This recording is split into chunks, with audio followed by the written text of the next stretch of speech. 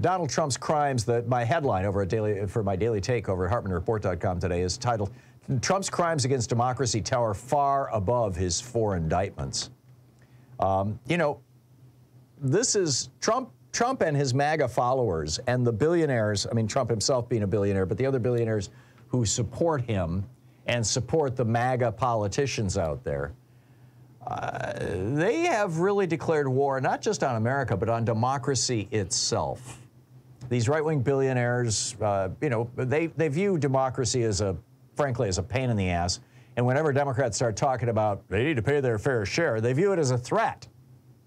And they're supported by a media machine that is by and large owned by billionaires, 1,500 right-wing radio stations, Murdoch's Fox so-called news, think tanks and publications based in every state in the nation, all dedicated to advancing the interests of the oligarchs, the fossil fuel industry, and the autocrats that are coming up in the MAGA movement. The weapon these people use is suspicion of racial, religious, and gender minorities. And the reason that they're pushing that is because the natural distrust that working class people, and in this case, working class white people, the natural distrust that working class white people have and have historically had is a distrust of really rich people and of corporate bosses, with good reason. But the really rich people and the corporate bosses are saying to the white working class, oh, no, you don't need to be worried about us. You need to be worried about that black guy down the street, or that Hispanic guy, or that gay person. Those are the people you need to be worried about. You know, they say the Jews and blacks are colluding to replace working class white people. Where has that gone? Well, it's led to the murder, the slaughter, really, of 11 Jews at the Tree of Life Synagogue, 9 blacks at the Mother Emanuel Church, 23 Hispanics murdered in El Paso. The main weapon they're using in this war against democracy is distrust. After 247 years, they want us to believe that America has lost it, that our republic, our form of government is unreliable, is feeble. It's been taken over by weak liberals bent on feminizing our nation's men. And then this becomes the foundation of the homophobic and transphobic hate that we're seeing displayed across our nation every single day. From Tucker Carlson's testicle tanning, to Josh Hawley's new book on masculinity, to these groups terrorizing school boards and teachers and trans kids. Their sales pitch is that only strong, forceful leadership can restore America and America's white men to mythic greatness. You know, this obsession with virility and strength is the calling card of fascists and dictators worldwide and throughout history. I mean, it's even transformed a large portion of American Christianity. I told you about this a couple days ago. You know, Russell Moore, the editor of Christianity Today, saying that pastors are telling him that their congregations don't want to hear about the preachings of Jesus anymore because it's too weak. This is nothing new, by the way. Alexander the Great, Rome's various Caesars, Napoleon, Mussolini, Hitler, all of these autocrats gained power by declaring themselves the saviors of a nation's men and the nation's strength, virility, and potency. This is why rape is used as a weapon of war. Has been used by all of these people. It was used by Alexander the Great. It was used by the Caesars. It was used by Napoleon. It was used by Mussolini and Hitler. It's why Putin is using rape against Ukrainian civilians right now. It's why Republicans are rallying around a man who was just convicted of rape and has been credibly accused of dozens of other rapes, including a 13-year-old girl. Violence, while antithetical to democracy, is the favorite tool of authoritarian leaders like Putin and Trump. Putin's use of state violence has successfully cowed most Russians. They're terrified of going to prison.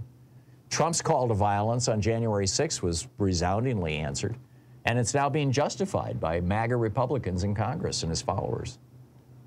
And the key to inciting that violence and then using it as a political weapon is to claim victimhood, for the leader to declare that he's getting revenge for all the slights inflicted on his followers by those he considers his political enemies.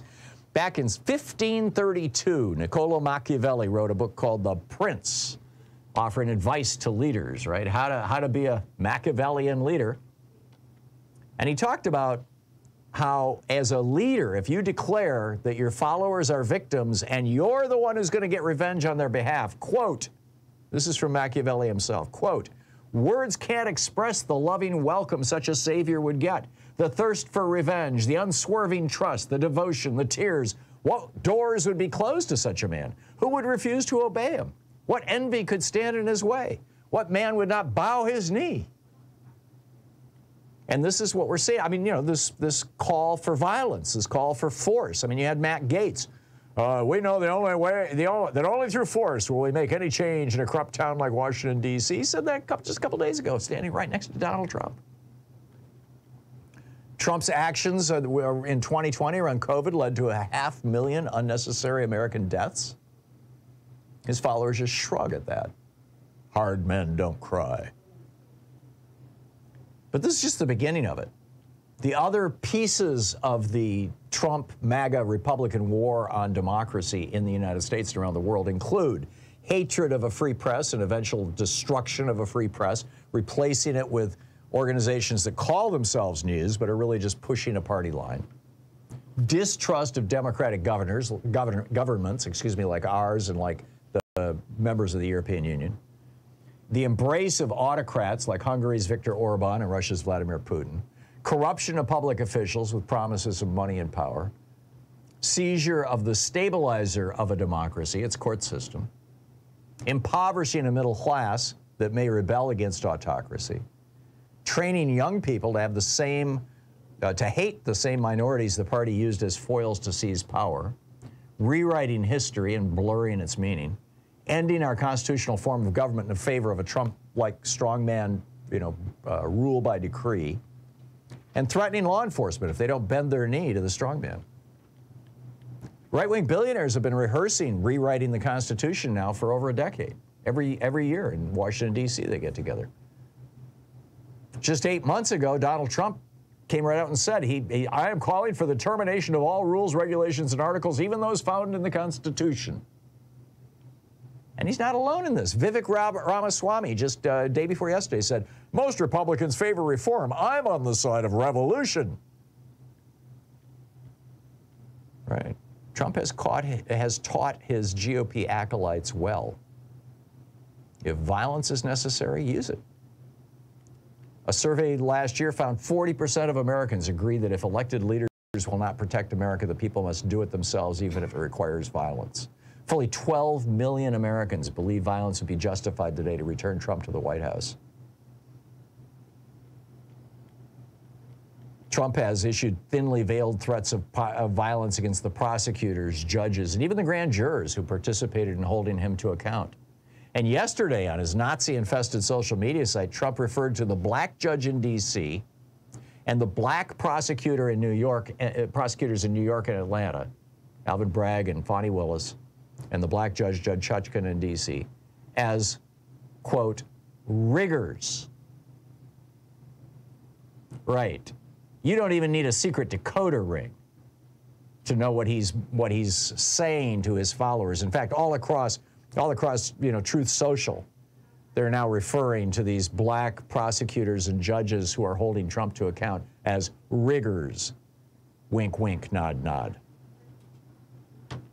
Right now, the names of the grand jurors in Georgia are being passed around on right-wing bulletin boards to be doxxed and to be targeted for intimidation and possibly even murder. Marjorie Taylor Greene is running pictures of herself pulling up in a military vehicle to the Capitol building with an assault weapon. Ron DeSantis and Greg Abbott are putting together SS-style armed militias loyal exclusively to them. I mean, this is where we're at. This is not just a stolen election. This is a MAGA war on democracy itself in the United States and all around the world. And we damn well better wake up to that soon.